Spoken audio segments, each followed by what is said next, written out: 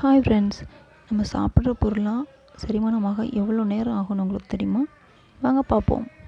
முதல்ல தண்ணீர் தான் விரைவாக செரிமானமாகக்கூடிய ஒரு திரவம். ஆனாலும் வயிறு நிரம்பியுள்ளதை பொறுத்து தான் அது ஜீரணமடையும் நேரம் மாறுபடும். அதுக்கப்புறம் பல ஜூஸ் செரிமானமாகிறதுக்கு 20 நிமிஷம் ஆகும். முதல்ல அதோட சத்துக்கள் எல்லாம் உறிஞ்சப்பட்டு உடல் உறுப்புகளுக்கு சென்றடையும். அதன் பின் அது செரிமானமாகும். அதுக்கப்புறம் நம்ம பார்க்கக்கூடியது என்னென்னா பழங்கள்லையே முலாம்பழம், ஆரஞ்சு, திராட்சை, வாழைப்பழம் இதெல்லாம் 30 நிமிஷத்தில் செரிமானம் ஆயிரும். ஆனால் ஆப்பிள், பேரிக்காய், கிவி, செர்ரி போன்ற பழங்கள்லாம் செரிமானமாக 40 நிமிஷங்கள் வரைக்கும் ஆகலாம். இந்த பழங்களையே மிக விரைவாக செரிமானமாகக்கூடிய ஒரே ஒரு பழம் என்னென்னு பார்த்தா தர்பூசணி பழம்தான். அதுக்கப்புறம் நம்ம பார்க்கக்கூடியது என்னென்னா காய்கறிகள்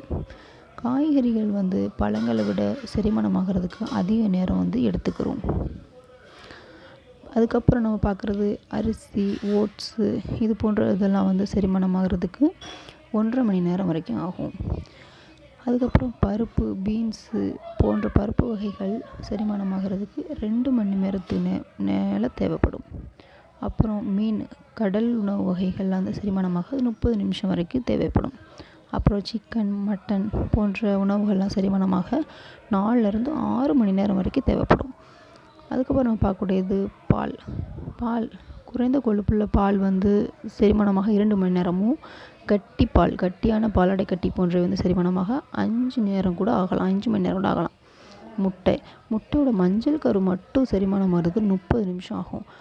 முழு முட்டையும் செரிமானமாகணும் அப்படின்னா அது 45 நிமிஷம் ஆகலாம்.